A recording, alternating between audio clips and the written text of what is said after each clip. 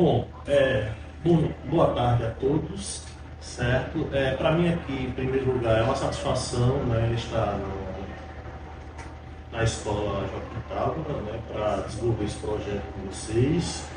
E é algo que, para mim, até então, mesmo sendo pesquisador, eu milito na causa, né? Também há essa militância, né, em torno justamente, né, de uma educação antirracista. E como professor de história, sou professor da rede já há aproximadamente 19 anos, né, já tenho mais de 20 anos, né, de educação, né, e é um tema que sempre foi muito polêmico, né, tumultuado, né, e que tentavam até então naturalizar e invisibilizar, mas logo que a gente trata dessas questões, né, antirracistas, né, essa questão, né, do racismo no Brasil, né, das diversas formas de racismo, seja institucional, estrutural, religioso, né, ambiental, e isso trazia uma problemática enorme, né? E há uma tentativa até então de determinados segmentos da sociedade de invisibilizar essas questões. Sou professor da rede estadual, como eu estava falando, já há 19 anos.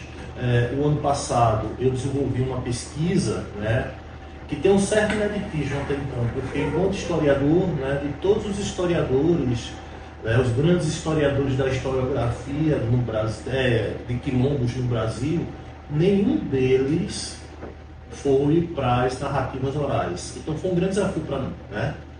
E para a história oral, tá? Então, o professor Marcos Carvalho, o professor Flávio Guerra, a professora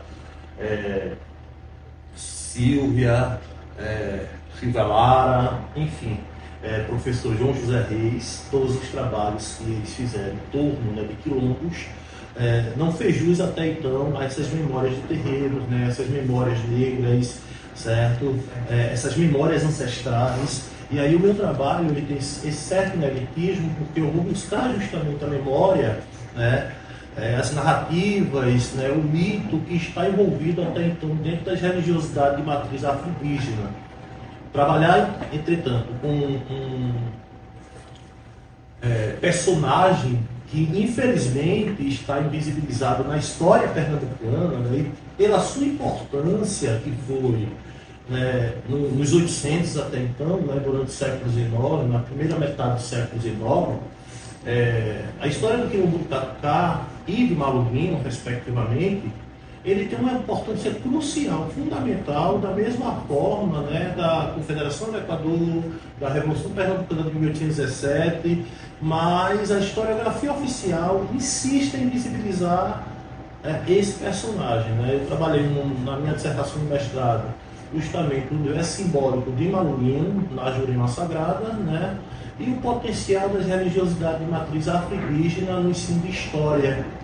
E quando a gente parte até então para os livros didáticos, vocês que são estudantes têm essa experiência, né? E para o currículo da história de Pernambuco é algo que me inquieta muito. Porque esse personagem, né, esse herói pernambucano também, a gente pode tratar dessa forma, no mesmo patamar que o Frei Caneca, e por que não, ele está invisibilizado pela historiografia. Né? Quando se olha para os livros didáticos, né, é muito mais complicado, porque os livros eles não são publicados aqui, são publicados no sul do país, né? A gente sabe disso.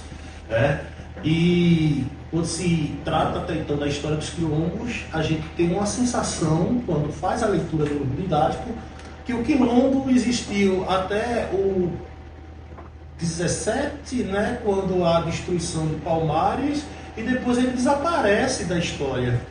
E que não é a verdade, veja, o Catucá é do século XIX, né? Que era uma rede de quilombos que havia aqui nas matas do Catucá, em todo o litoral norte, né, na zona da Mata Seca norte de Pernambuco, começando no subúrbio entre a Olinda de Recife, próximo à área portuária, até Goiânia. Né? Quilombo móvel até então, que isso dificultava bastante a captura, né, dos quilombolas. E acredito eu, né, dentro da minha pesquisa, havia uma rede de quilombos que fez com que houvesse muita dificuldade para a destruição deles e que eles aterrorizaram até então a elite pernambucana. Né? Essa mesma elite pernambucana que está na historiografia oficial. Né? E dentro da tentativa até então de construir narrativas que vão invisibilizar personagens negros, personagens de resistência, personagens de subversão até então a um sistema escravocrata vigente, né? A um sistema colonial, mas há essa existência até então, né? Pelo apagamento histórico desses aí, né? E aí o meu trabalho até então ele vem justamente para protagonizar esse personagem malunguino. O último assassinado, nós tivemos diversos malunguinos, né? E o último foi João Batista em 1835, né? E é a data até então do assassinato de João Batista, e são as últimas notícias que se tem do quilombo do Catucá, mas a gente vai encontrar até então remanescente.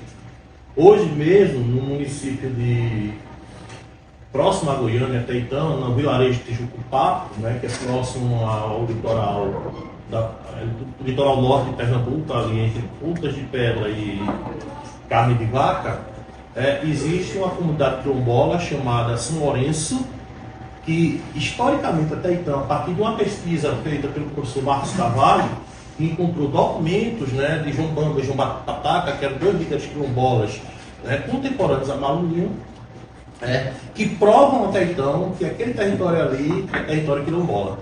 E isso contribuiu até então para a demarcação de terras quilombolas naquela região ali. Eu particularmente considero como um remanescente do antigo quilombo do Catucá, né? Então, e foi um quilombo de suma importância no século XIX. E a gente, né, vê essa tentativa até então de uma construção de uma narrativa ligada às elites pernambucanas, né, de silenciar, invisibilizar, e tentativas de apagamento histórico, né, desse personagem histórico, né, e também, né, dos seus conterrâneos e de todo o coletivo do quilombo, né, dessa rede de quilombo que resistiu, né, aterrorizou a aristocracia pernambucana e resiste até hoje. Né? Por isso que nós estamos aqui, né? Inclusive promovendo esse debate aqui, né? Porque a gente resiste. Para existir é preciso resistir. Tá? Podemos já começar as perguntas? Fica à vontade. Quando a gente fala sobre resistência, o que vem primeiro na sua cabeça? Bom, resistência é justamente você não aceitar, certo? Aquilo que é posto a você enquanto regra, enquanto sistema, né? E quebrar as estruturas, né? Se o racismo é estrutural, a gente tem que desestruturar esse racismo. Claro, todo o passado escravocrata colonial, né? E infelizmente a história trabalha não só com a perspectiva das mudanças, das transformações, mas também das permanências. Então são tristes permanências, né? Tristes continuidades históricas que ainda insistem em perpetuar na nossa sociedade, tá? Então, ele é estrutural. Vou dar um exemplo. Se a polícia mesmo, né, uma ação policial, certo? Quando ela faz uma abordagem a um garoto negro, né, numa periferia, né? Vocês são estudantes de periferia, são estudantes de escola pública, já experienciaram em algum momento situações como essa, ou então já ouviram falar, né? Com certeza. E a abordagem ela é arbitrária, truculenta, violenta, que não seria a mesma abordagem num bairro de classe média alta, ou então num condomínio lá em Apipucos, Boa Viagem, certo?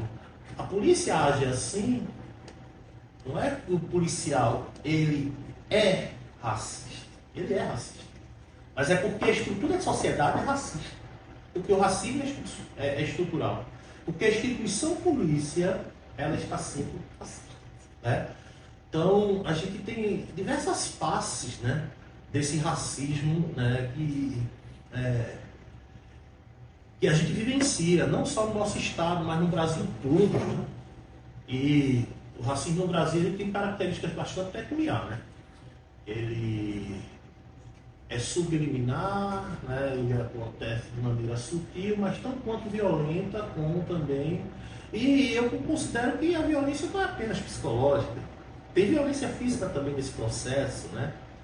Uma abordagem policial, um garoto negro, ou então um rapaz que é músico até então, é confundido com um traficante numa favela do Rio de Janeiro, e o carro é executado, metralhado por forças de segurança pública. Isso é violência física também, né?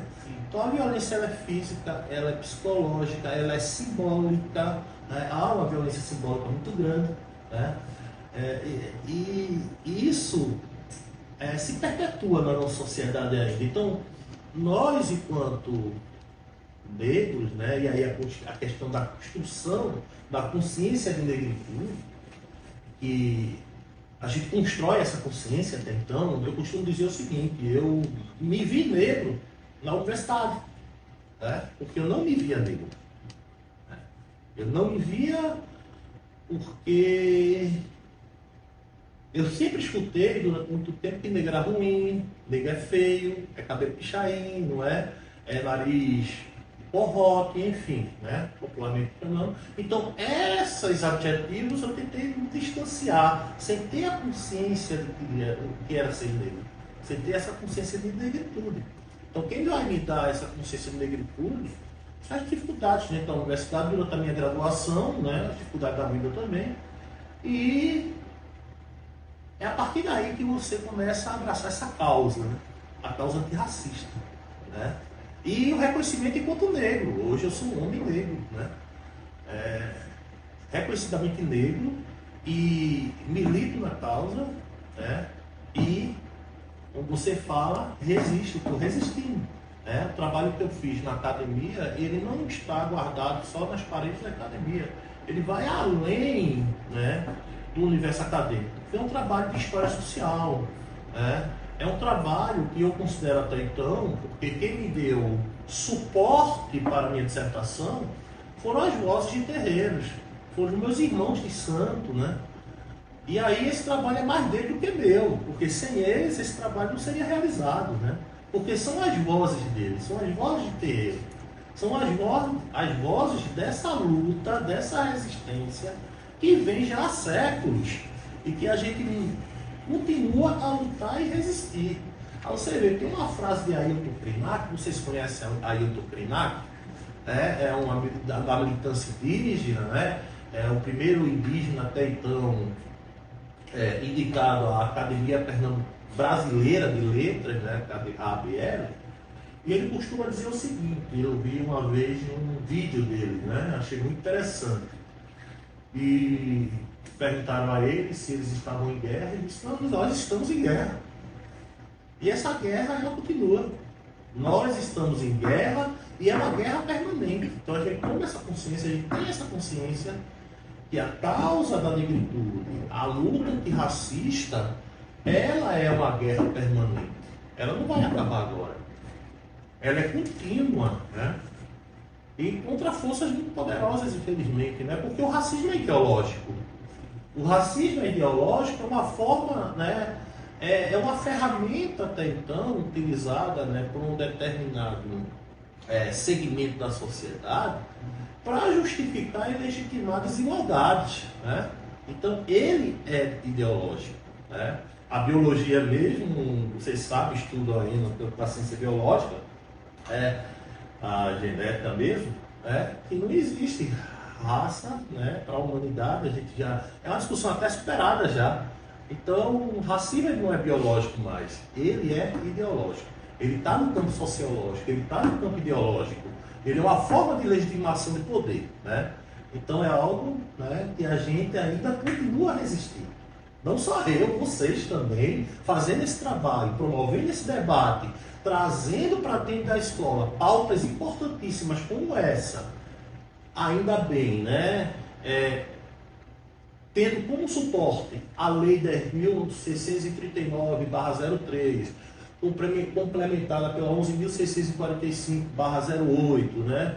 As diretrizes da educação das relações étnico-raciais, né? O parecer de 2004 também, né?